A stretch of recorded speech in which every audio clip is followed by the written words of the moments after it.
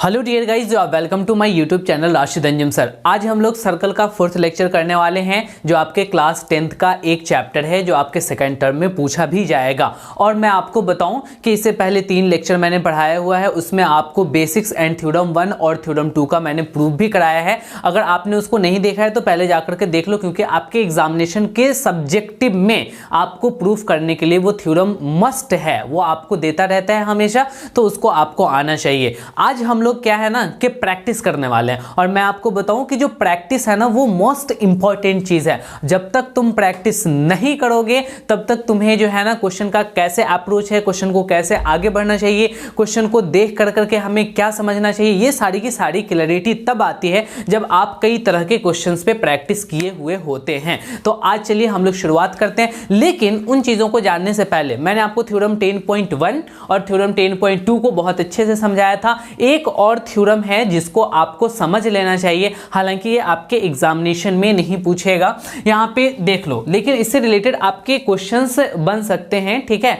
और बनेंगे भी। यहां पे वो है theorem alternate segment theorem, alternate segment theorem, ठीक है। अब ये जो अल्टरनेट सेगमेंट थ्योरम है, ये क्या थ्योरम है तो आप यहां पे समझिएगा। मैंने आपको सेगमेंट बताया है पहली वाली लेक्चर में कि सेगमेंट क्या होता है। अब अल्टरनेट सेगमेंट थ्योरम का मतलब समझो कि अगर सपोज दैट कि ये हमारा सर्कल है तो उसका कहीं ना कहीं पे आपका सेंटर होगा, ठीक है। अब यहाँ पे देखो हम क्या करते हैं ना कि एक टेंजेंट ड्रॉ करते हैं, और ये हो गया आपका टेंजेंट एग्जैक्टली, ठीक है। अब इस टेंजेंट के पॉइंट ऑफ कांटेक्ट से हमने एक कॉर्ड को ड्रॉ कर दिया, तो अब यहाँ 2 सेगमेंट बना। एक सेगमेंट तो बेटा ये आपको डॉट डॉट डॉट वाला दिख रहा है, और एक सेगमेंट कौन है, ये एग्जैक्टली ये व्हाइट वाला जो है ये दूसरा सेगमेंट है। और मैं आपको बताऊं कि इसका अल्टरनेट सेगमेंट ये बड़ा वाला है, और बड़े वाले का अल्टरनेट जो है वो छोटा वाला सेगमेंट होगा। तो एग्जैक्टली मेजर का अल्टरनेट कौन हो जाएगा, तो मेजर का अल्टरनेट माइनर होगा और माइनर का मेजर हो जाएगा। तो थ्योरम ये कहता है, आप ध्यान दीजिएगा, कि अगर अल्टरनेट थ्योरम यहां पे कॉर्ड के एंड पॉइंट पे, यानी कि पॉइंट ऑफ कांटेक्ट से हम कॉर्ड बनाते हैं, तो ये जो कॉर्ड है अल्टरनेट में इक्वल एंगल बनाता है, यानी कि अल्टरनेट सेगमेंट ये हो गया, इसका अल्टरनेट ये हुआ बेटा सेगमेंट, और इसमें जो ये वाला एंगल बना वो किसके इक्वल हो जाएगा, तो एग्जैक्टली इसके इक्वल हो जाएगा। यहां पे देखो और ध्यान दो, कौन किसके बराबर होगा ये आपको जानना बहुत मस्ट है। आपने ये एंगल जो लिया है वो किस में लिया है, इस वाले सेगमेंट से होते हुए आपने टेंजेंट तक पहुंचा है बेटा, और यहां पर आप देखो कि इस वाले सेगमेंट के ठीक अपोजिट ये वाला एंगल हो गया, तो एग्जैक्टली ये दोनों एंगल आपके इक्वल होंगे। अगर ये x डिग्री आप मानते हो तो ये भी आपका एग्जैक्टली x डिग्री ही होगा।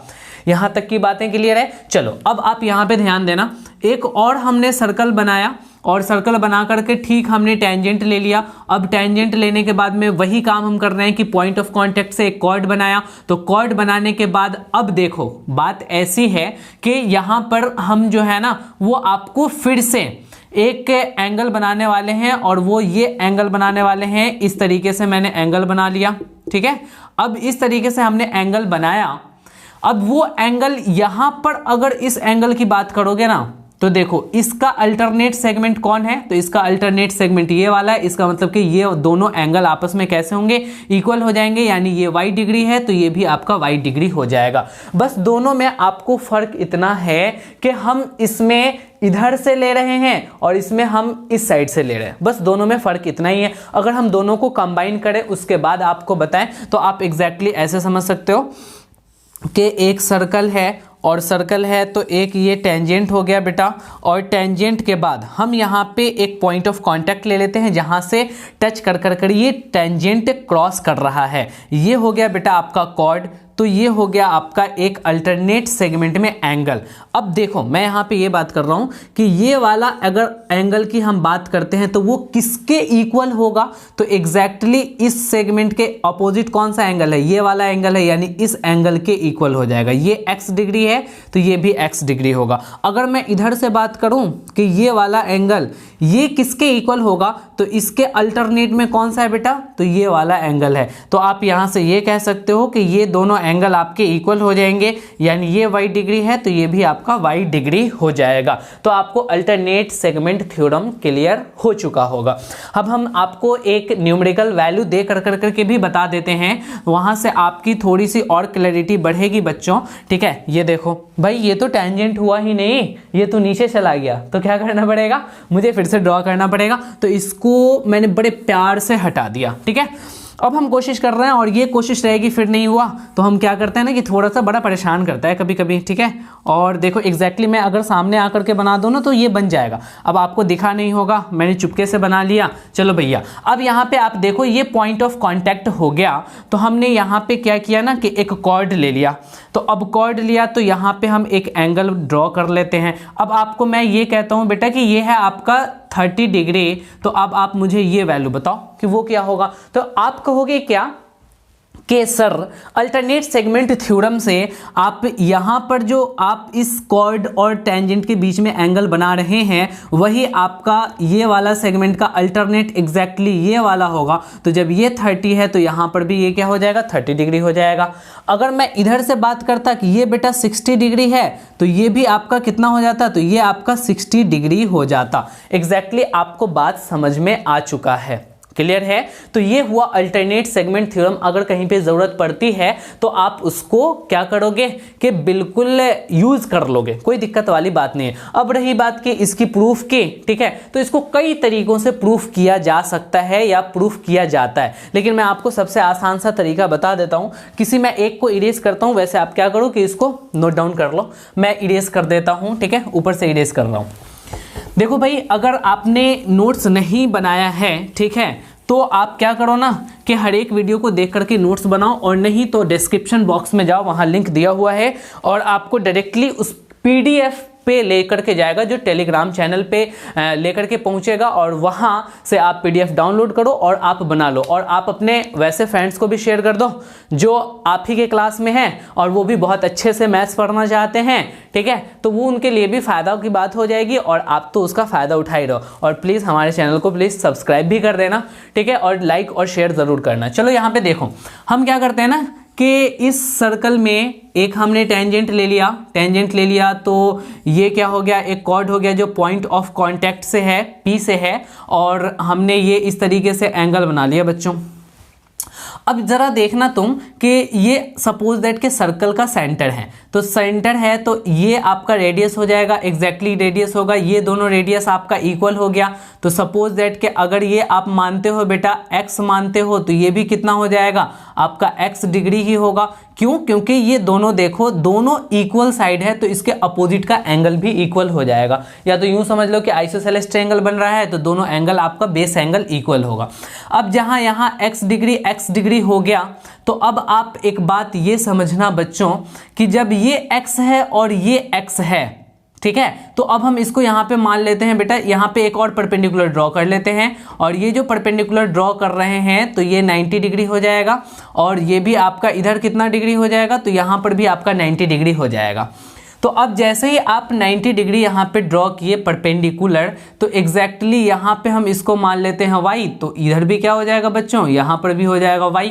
अगर हम मानते हैं कि ये x और y कितना होना चाहिए, तो x और y को जोड़ने पे बेटा 90 डिग्री आना चाहिए। क्यों 90 डिग्री आना चाहिए, तो आप यहाँ पे ध्यान देना, क्योंकि इस वाले ट्रायंगल में ये ऑलरेडी 90 है, तो बाकी बचे दोनों भी तो 90 ही होंगे ना। तो ये हो गया आपका इक्वेशन नंबर फर्स्ट। देखो इसको क्या तुम मान लो, इसको बेटा आप मान लो m डिग्री, ठीक है, तो x और m को ऐड करने पे कितना हो जाएगा, तो x प्लस m भी 90 डिग्री आएगा, क्योंकि आपको पता होना चाहिए ये सेंटर से ये क्या आ रहा है बेटा, आपका परपेंडिकुलर आ रहा है, तो x और m को जोड़ेंगे तो 90 डिग्री होगा। तो फर्स्ट और सेकेंड इक्वेशन से आपको क्या पता चला, from equation first and second से आपको ये पता चला दोनों 90 के इक्वल है। तो हम एग्जैक्टली ये कह सकते हैं कि x plus y is equals to x plus m हो जाएगा, x कैंसिल होगा, यानी y के जगह पे हम क्या लिख सकते हैं बच्चों, तो m लिख सकते हैं। तो यहाँ पे y के जगह पे क्या लिख सकते हैं, m लिख सकते हैं। तो अब हम इस y को हटा रहे हैं बेटा, हटा रहे हैं और इस m को डाल रहे हैं। यहाँ पे m होगा, यहाँ पर भी इस y को हमने हटा दिया, यहाँ पे m होगा। अच्छा, एक बात आपने 9th क्लास में जरूर पढ़ा होगा कि सेंटर पे जो एंगल बनता है ना, उसका ठीक हाफ है आपके सर्कल पे बनता है अगर कॉर्ड सेम हो या आर्क सेम हो। तो यहाँ पे m 2m बना है, तो एग्जैक्टली यहाँ पे कितना बनने वाला है, तो m बनने वाला है। तो ओवरऑल देखो ये m डिग्री यहाँ भी है और m डिग्री यहाँ भी आ चुका है। तो आपको ये प्रूफ हो गया ना कि अल्टरनेट सेगमेंट में जो एंगल्स बनेंगे, ठीक है, वही एंगल आपका कॉर्ड और टेंजेंट के बीच में होगा, दोनों का दोनों इक्वल हो जाएगा। तो आपने इसके प्रूफ के बारे में भी देख लिया, हालांकि इसको और भी कई तरीकों से प्रूफ किया जा सकता है, लेकिन आपने इतना समझ लिया काफी है। अब चलो हम लोग बहुत सारे क्वेश्चंस को प्रैक्टिस करने वाले हैं, लेकिन इस प्रैक्टिस के दरमियान हम लोग पहले इस बहुत ही आसान क्वेश्चन को लेंगे, ठीक है, उसके बाद हम बहुत अच्छे लेवल के क्वेश्चंस को भी करेंगे। तो पहले हम कुछ आसान क्वेश्चन को देख लेते हैं जहां पे न्यूमेरिकल वैल्यू वाला क्वेश्चन दिया हुआ हो, ठीक है। आपको देखो बेटा, दोनों तरीके से प्रिपेयर होना चाहिए, ऑब्जेक्टिव और सब्जेक्टिव। और मैं तो कहता हूं कि दोनों में रखा क्या हुआ है, क्या ऑब्जेक्टिव क्या सब्जेक्टिव, कॉन्सेप्ट तो एक ही है। अगर ऑब्जेक्टिव में कहा तो हमें पूरी डिस्क्रिप्शन यानी कि उसको डिस्क्राइब करके नहीं लिखना पड़ेगा, और सब्जेक्टिव कहा तो डिस्क्राइब करना पड़ेगा, बस इतना ज़्यादा फर्क है। एकदम से ऑब्जेक्टिव और सब्जेक्टिव का टेंशन लिए हुए रहे। तो चलो हम लोग यहाँ पे कुछ क्वेश्चंस को ले लेते हैं, और जिसमें सबसे पहले इस तरीके से क्वेश्चन लेते हैं। लो भाई, हम प्रैक्टिस कर रहे हैं, जिसमें सबसे पहला क्वेश्चन ये है, सपोज दैट कि ये हमारा सर्कल है, तो सर्कल है तो सेंटर भी होगा। अब यहां से हमने क्या किया ना, एक टेंजेंट ले लिया, और इस टेंजेंट के एंड पॉइंट को हम सेंटर से क्या कर लेते हैं, ज्वाइन कर लेते हैं। और ज्वाइन करने के बाद आपको यहां पर इस तरीके से सेंटर रेडियस को पॉइंट ऑफ कांटेक्ट से ज्वाइन कर लिया।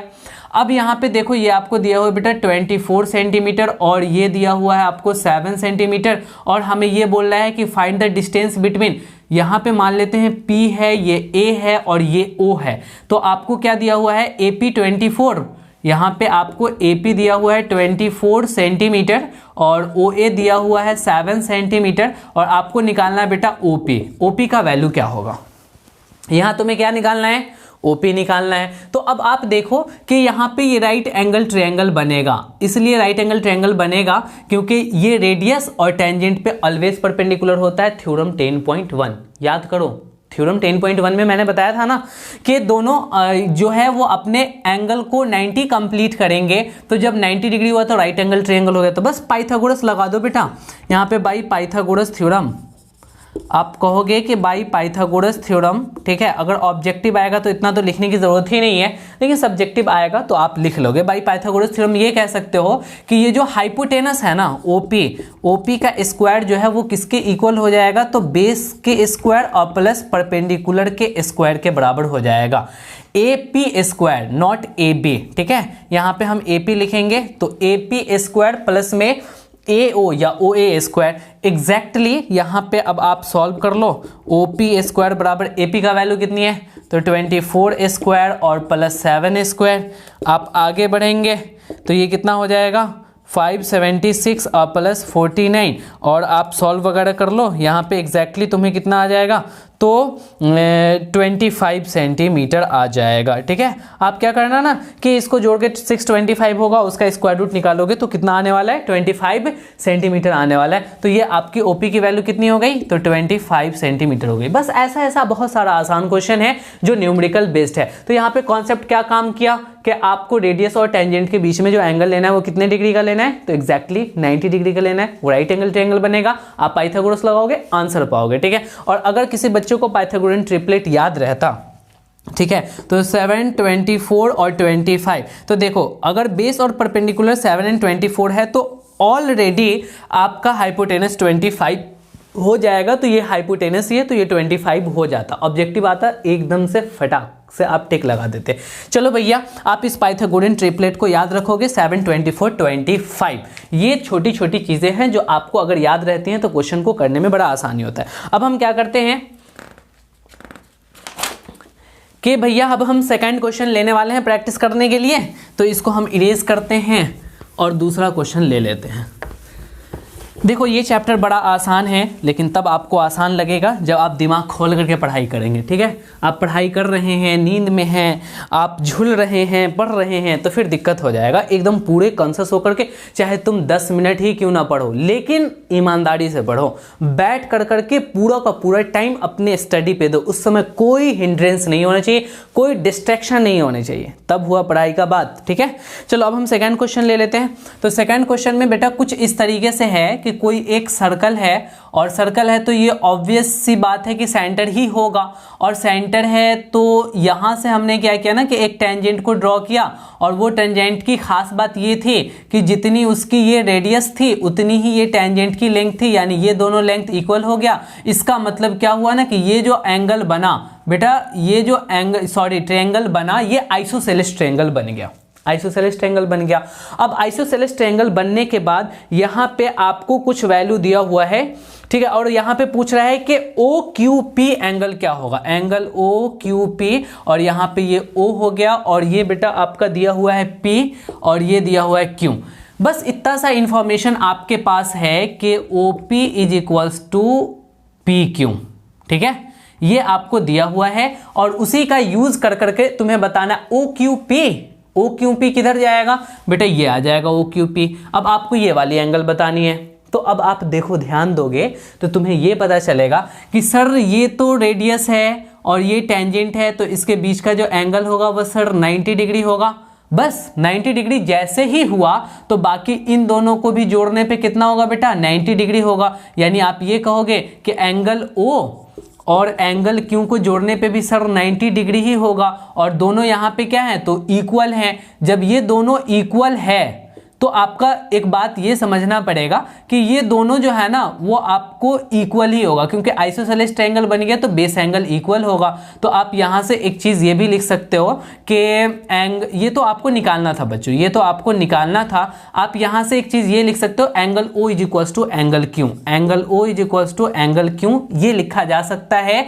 ठीक है, और आप इसके पीछे रीजन ये लिख दोगे कि angles opposite to equal side के अपोजिट वाला एंगल है तो वो इक्वल ही होगा। अब यहाँ पे हमें क्या करना है, क्यों निकालना है ना, तो क्यों निकालने के लिए आप O के जगह क्यों रख सकते हो क्या, बिल्कुल रख सकते हो। देखो यहाँ OQ इक्वल है तो यहाँ पे हमने क्या कर दिया, Q plus angle Q = 90 degree हो गया। सब में और देते हुए चलोगे, ठीक है, यहाँ पे 2 एंगल Q = 90 डिग्री हो जाएगा। आप आगे बढ़ोगे, यहाँ से 2 से 45 टाइम्स में कैंसिल होगा, एंगल Q = 45 डिग्री आ गया। तो यहाँ पे आप क्या देने वाले हो, यानी OQP, क्यों कहने का मतलब क्या हुआ, OQP, एंगल OQP = 45 डिग्री हो गया। बेटा ये मैंने शॉर्टकट लिख दिया है, आप समझ लेना, वरना आप लिखो OQP PQO ऐसे लिखोगे तो थोड़ा सा कंफ्यूज हो जाओगे, इसलिए मैंने ऐसे कर दिया। तो फाइनली ये बात समझ में आ गया कि अगर ऐसे क्वेश्चन होंगे तो कहाँ ध्यान लगाएंगे। बस केवल और केवल ये देखना है कि टेंजेंट और रेडियस, अच्छा टेंजेंट और रेडियस, तब तो 90 डिग्री हो, एकदम से पकड़ लो, जकड़ लो उसको, तुम तो 90 डिग्री हो गए। अच्छा आगे बढ़ते हैं, अब अगला क्वेश्चन लेते हैं। ये सेकंड नंबर था, इसको हटा रहे हैं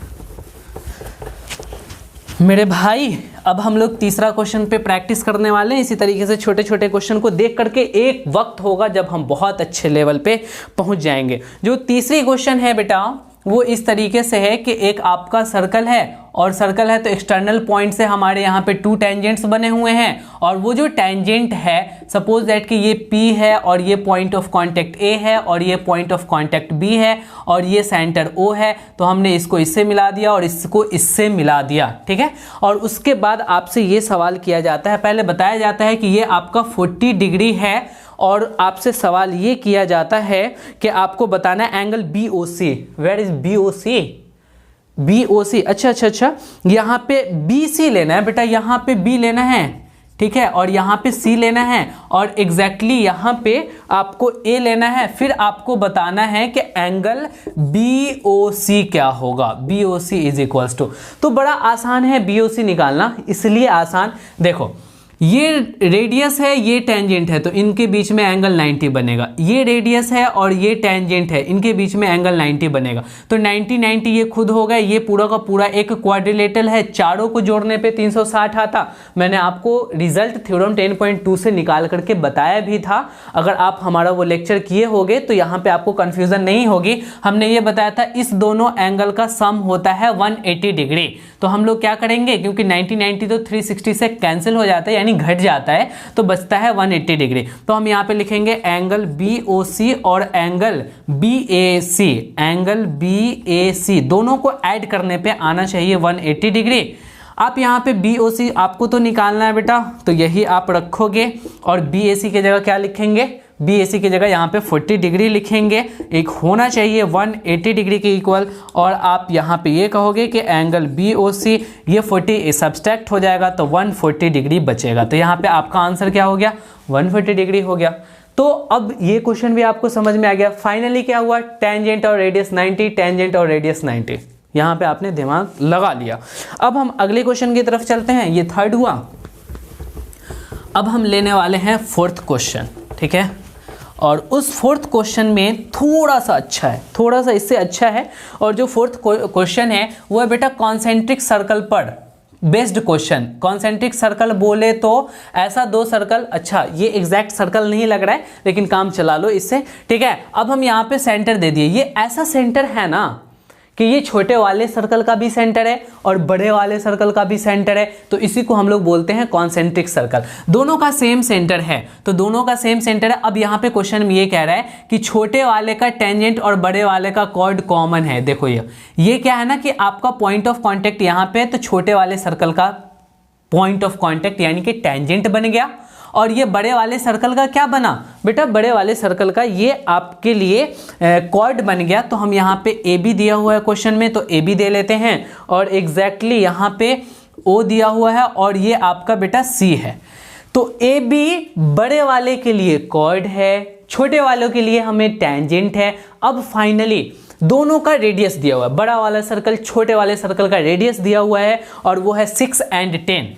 तो छोटा वाला का यहाँ पे 6 सेंटीमीटर हो गया। और जब भी देखो इस केसेस में बड़े वाले सर्कल का रेडियस लेना होगा तो तुम तो यहाँ भी ले सकते हो, यहाँ भी ले सकते हो, यहाँ भी ले सकते हो, लेकिन आपको ऐसे क्वेश्चन में यहीं पे लेना चाहिए। देखो ये सेंटर से बड़े वाले सर्कल के पॉइंट को टच कर रहा है, तो ये कितना सेंटीमीटर है बेटा, तो 10 सेंटीमीटर है। अब फाइनली आपसे पूछ रहा है AB क्या होगा, AB की वैल्यू आपको बताना है।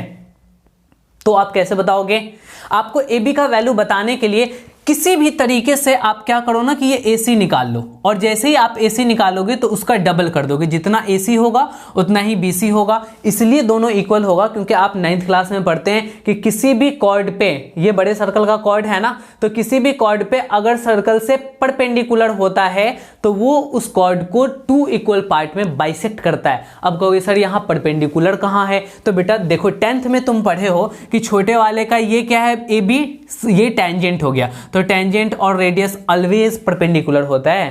तो ये बड़े वाला का कॉर्ड जो है वो परपेंडिकुलर बाइसेक्ट हो जाएगा। तो हम यहाँ पे बाई पाइथागोरस थ्योरम लगा करके, बाई पाइथागोरस थ्योरम, ठीक है, पाइथागोरस हम लगा करके ये कह सकते हैं AC का वैल्यू आपका क्या हो जाएगा, AC is equals to root under बेटा हाइपोटेनस का स्क्वायर आप कर लो AO का स्क्वायर और माइनस OC का स्क्वायर रूट के अंदर होगा, तो ये हो जाएगा AO बोले तो 10 सेंटीमीटर स्क्वायर और माइनस 6 का स्क्वायर। आप फाइनली सॉल्व करोगे तो 100 माइनस 36 जाएगा, तो 64 रूट के अंदर 64 बचेगा और वो कितना हो जाएगा बेटा 8 हो जाएगा। यानी AC का वैल्यू क्या आ गया, तो ये हो गया आपका 8 सेंटीमीटर, तो ये भी आपका कितना हो जाएगा 8 सेंटीमीटर एग्जैक्टली। आप AB का वैल्यू कितना निकालोगे 8 + 8 सेंटीमीटर, यानी कि आपका आंसर आ जाएगा 16 सेंटीमीटर। तो ऐसे क्वेश्चन बार बार पूछ दिया करता है, ठीक है। तो अब आपको थोड़ा सा पता चल गया कि इसकी क्या अप्रोच है। अब आपको कहीं भी ऐसा क्वेश्चन मिले, मैं कह रहा हूं कहीं भी आपको मिले, आप बिल्कुल बना दोगे और आपको इसको करने में बहुत ज़्यादा टाइम भी नहीं लगेगा। अगर ऑब्जेक्टिव आ गया तो वैसे ही तुमको देखो, पहले से अगर पाइथागोरियन ट्रिपलेट पता होता तो आपको ये पता होता 6, 8, 10 ये एक पाइथागोरियन ट्रिपलेट है। अगर बेस और परपेंडिकुलर 6, 8 होगा तो हाइपोटेनस ऑलवेज 10 हो जाएगा। तो यहाँ देखो हाइपोटेनस 10 है, तो जब ये 6 हो गया तो ये 8 होगा और 8, 8, 16 हो जाएगा। ये तो ऐसे ही बन गया विदाउट पेन एंड पेपर। कोई नहीं, धीरे धीरे सब सही हो जाएगा। ठीक है, अगला हम देखते हैं 5th नंबर क्वेश्चन को। तो ये आपका बेटा 4th नंबर क्वेश्चन था, हम यहाँ पे देना भूल गए थे मार्किंग। चलो ये 4th नंबर क्वेश्चन क्लियर है। अब हम आगे बढ़ते हैं 5th नंबर क्वेश्चन पे। बेटा ये वाला भी 6, 8, 10 पाइथागोरियन ट्रिपलेट को याद रखना। जैसे कि प्रीवियस क्वेश्चन में मैंने बताया था कि 7, 24 का 25 हाइपोटेनस हो जाएगा, वैसे ही ये वाला पाइथागोरियन ट्रिपलेट था। अच्छा, पता है आप लोग जो है ना बेसिक जो है वो बहुत अच्छे से क्लियर नहीं रखते हैं। अगर बेसिक क्लियर रखेंगे ना तो हायर क्लासेस में कोई दिक्कत नहीं होगा। ये पाइथागोरियन ट्रिपलेट कहाँ पढ़ना था, कहाँ पढ़ना था भाई? तो क्लास 8th में पढ़ना था। पता नहीं 8 सर 2 साल पहले की बात है, उस बात को छोड़िए सर, अभी का बात कीजिए। हम लोग 10th में है तो नहीं, आपको पहले से अगर छोटी छोटी चीज़ें पता होती ना तो कोई दिक्कत नहीं होता। उस वक्त तो आप लोगों के दिमाग में ख्याल में ये बातें चलती थी कि पढ़ाई क्या है नहीं है, उतना ज़्यादा कॉन्शियस नहीं थे। अभी आपका बोर्ड एग्जाम है तो 10th बोर्ड देने वाले तो कुछ ज़्यादा कंसंट्रेशन आपका स्टडी के रिगार्डिंग बढ़ गया है, इसीलिए अब कहते हो कि नहीं पढ़ना सारा चीज़ चाहिए। लेकिन बेसिक जिन बच्चों का क्लियर रहता है उसको बड़ा आसानी होता है, लेकिन जिसका क्लियर नहीं होता क्या उसको नहीं आसानी होगा? कब? जब उनको भी बता दिया जाए तब। और मैं वही काम करता हूं कि आपको पहले बेसिक बता देता हूं, फिर आपको आगे की चीज़ों को बताता हूं, तब जाकर के सारी चीज़ें क्लियर होती हैं। चलिए भैया, ठीक है, जब इतना करते हैं आपके लिए तो फिर से मैं कह रहा हूं कि please subscribe my channel and share my channel with your friends. अपने फ्रेंड्स के साथ शेयर करो, ठीक है, और अपने फ्रेंड्स के साथ इस नोट्स का भी लिंक को शेयर करो ताकि वो भी इसका फ़ायदा उठाए। एकदम से फैला दो, ठीक है, पूरे इंडिया में फैला दो, पूरे हर जगह सभी बच्चों के पास हमारा ये नोट्स पहुँचना चाहिए, क्योंकि बहुत मेहनत से हम उस नोट को प्रिपेयर करते हैं आपके लिए और आप उसका फ़ायदा उठाते हैं तो हमें बहुत अच्छा महसूस होता है। ठीक है, चलो भैया अब हम 5th नंबर क्वेश्चन ले लेते हैं। इस 5वें नंबर क्वेश्चन में कुछ इस तरीके से है कि एक सर्कल दिया हुआ है और सर्कल है तो यहाँ पे एक टेंजेंट भी दे दिया है। बेटा दिखाई दे रहा है ना टेंजेंट, ये टेंजेंट हो गया और टेंजेंट है तो इसका यहाँ पे बेटा ये डायमीटर है, ये डायमीटर हम लेकर के आ रहे हैं। तो डायमीटर के एंड पॉइंट पे ही एक टेंजेंट दिया हुआ है, यहाँ पे ये सेंटर दिया हुआ है, ठीक है, और इसके बाद एक एंगल इस वाले सेगमेंट में बना हुआ है और यहाँ पर ABC, ये पॉइंट A है और यह वाला पॉइंट B है और ये वाला पॉइंट C है और यहाँ पे ये वाली जो पॉइंट है वो आपको T है। और फाइनली क्वेश्चन में एक चीज़ यहाँ पे 50 डिग्री का एंगल दिया हुआ है और आपसे जो सवाल कर रहा है, दिख रहा है ना ये 50 डिग्री है, हाँ। और उसके बाद है सवाल ये कर रहा है कि बैट बताओ, बैट एंगल, बैट ये जो एंगल BAT है ये एग्जैक्टली क्या होगा? BAT यानी ये वाला एंगल, ठीक है।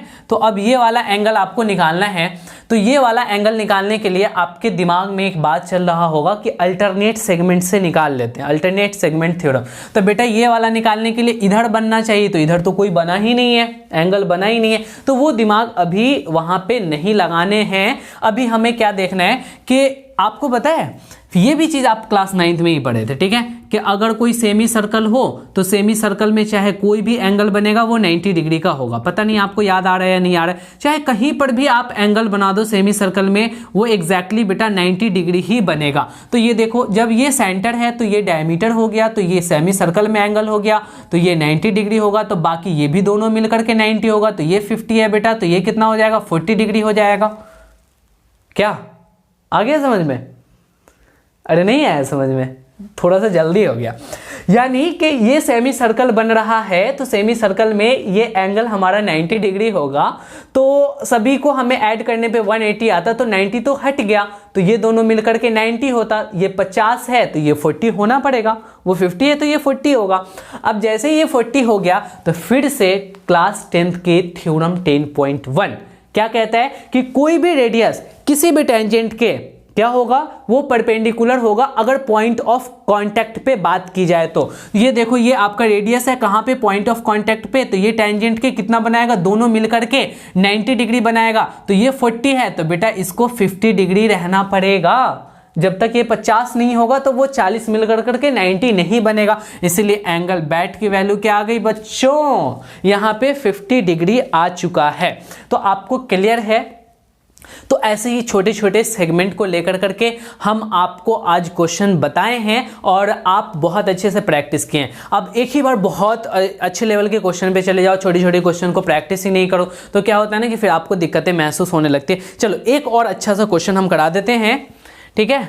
और वो जो क्वेश्चन होगा बच्चों वो 6 नंबर क्वेश्चन है और हम इस 5 नंबर क्वेश्चन को इरेज कर रहे हैं और 6 नंबर क्वेश्चन बताएंगे। ये बात को बेटा ध्यान रखना, ठीक है, कि सेमी सर्कल में अगर कोई भी एंगल हम बनाते हैं तो वो एग्जैक्टली हमारा 90 डिग्री के इक्वल होता है।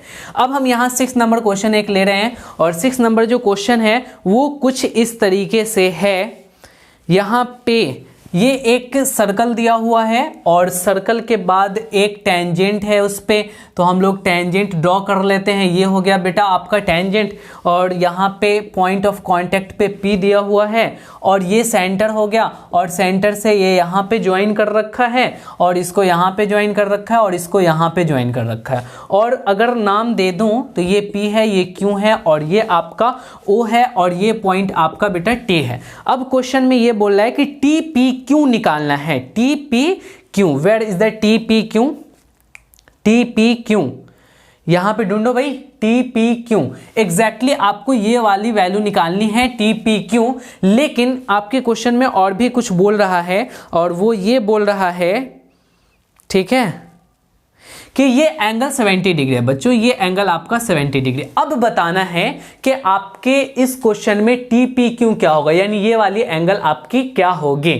तो आप फिर से वही बात कि जब ये 70 डिग्री है तो ये आपके रेडियस दोनों हो जाएंगे। दोनों रेडियस हमारे कैसे हैं बच्चों, तो दोनों रेडियस हमारे इक्वल हैं। तो इक्वल होने के वजह से जितना एंगल ये होगा उतना ही एंगल बेटा ये होगा। यानी ये दोनों एंगल इसलिए इक्वल होंगे बिकॉज आइसोसेलेस ट्रायंगल भी बन रहा है, या यूं कह लो कि equal angles angles opposite to equal side, equal side के एंगल अपोजिट वाली एंगल है।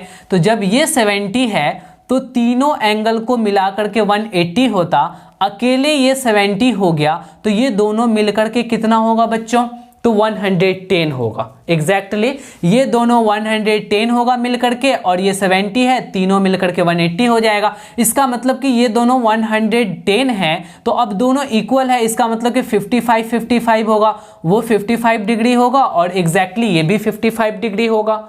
अब 55 डिग्री है तो फिर वही बात, आपको यहाँ पे देखो ये टेंजेंट है और ये आपका रेडियस है तो 90 डिग्री बनेगा। यानी कि ये पूरा दोनों एंगल, ये वाला एंगल और ये वाले एंगल को हम शामिल करेंगे तो 90 बनना चाहिए।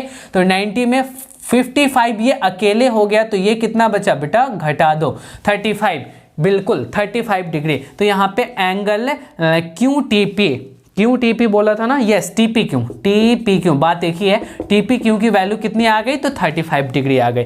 तो फाइनली ओवर यही बात हुआ कि आपने इसको सॉल्व कर लिया। छोटे छोटे क्वेश्चंस को, जो एंगल बेस्ड क्वेश्चन थे, उन सारी चीज़ों को आपने देख लिया। लेकिन डिस्क्रिप्टिव में बहुत अच्छे अच्छे क्वेश्चंस हैं, NCERT में भी इवन आपके कई तरह के क्वेश्चंस हैं, उन सबको करना है। तो वो हम अगले लेक्चर में 1-2 लेक्चर हम आपको प्रैक्टिस सेशन लाएंगे ताकि आपकी सभी क्वेश्चन पे क्लैरिटी अच्छे से हो जाए। फिलहाल आज तक हम यहीं तक रखते हैं, फिर आपसे और हमारी मुलाकात होगी नेक्स्ट लेक्चर में। ओके बाय, गुड नाइट, नमस्कार।